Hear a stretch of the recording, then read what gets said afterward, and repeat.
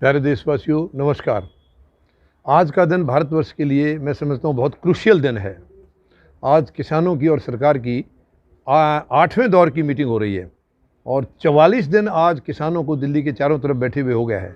वैसे ये बहुत ही दुखद है और मैं ये कहूँ कि एकदम बिल्कुल निकम्मी सरकार है तो ये कुछ गलत नहीं होगा, क्योंकि 44 दिन तक बैठने वाला मामला नहीं था। मामला केवल एक था कि सरकार कह रही है कि किसानों को इन्होंने एक तोहफ़ा दिया है। तो तोहफ़ा तभी दिया जाता है जब तोहफ़ा लेने वाला तैयार हो उसको लेने के लिए। जब किसान तैयार नहीं है लेने के लिए तो उनको नहीं देना चाहिए, ये तोहफ़ा उनको वापस ले लेना चाहिए। और किसानों की कोई और मांग है ही नहीं, केवल इन्होंने जो तोहफ़ा दिया वो तोहफ़े को वापस देने आए हैं।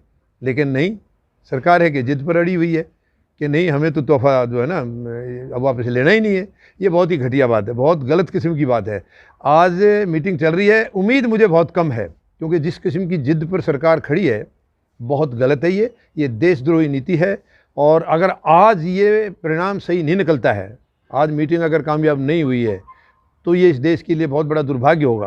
क्योंकि किसान बिल्कुल कह चुके हैं, साफ तौर पर कह चुके हैं कि हम यहाँ से तभी जाएंगे जब किसान वापस, ये तीनों बिल किसान के वापस होंगे। यानी जब तक बिल वापसी नहीं, किसानों की घर वापसी नहीं। ये साफ कह चुके हैं, वो साफ कह चुके हैं।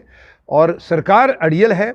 नहीं, देखिए, अब वो किसानों को अड़ियल बता रहे। किसान अड़ियल कैसे भाई? तुम उनका गला घोटना चाह रहे हो, कौन घुटवा लेगा गला से?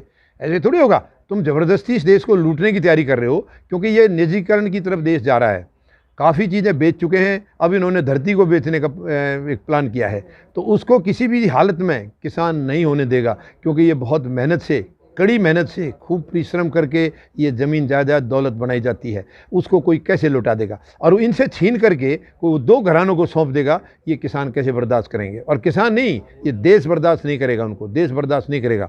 तो मैं देशवासियों से अपील करता हूँ, अगर आज की मीटिंग नाकामयाब होती है तो अब हमें और कोई रास्ता नहीं है, हमें इस सरकार को उखाड़ना होगा। इस सरकार को बाहर का रास्ता दिखाना होगा। ये कोई सरकार मालिक नहीं है इस देश की, ये नौकर की हैसियत से वहाँ बैठी है, वो भी ज़बरदस्ती बैठे हैं। ज़बरदस्ती, ये चुनी हुई सरकार नहीं है, ईवीएम से आई हुई सरकार है।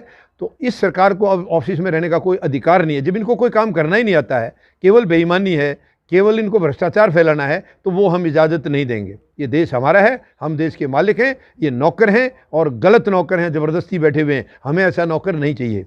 हम एक संवैधानिक तरीके से नौकर दूसरा चुनेंगे, जो इस देश को अच्छी तरह से चलाएगा, सबको एक नज़र से देखेगा। गरीब, मजदूर, किसान और जवान वहाँ पर चुनकर भेजे जाएंगे।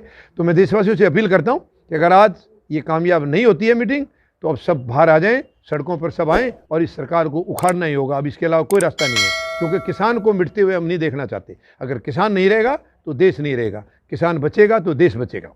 जय हिंद, जय जवान, जय किसान।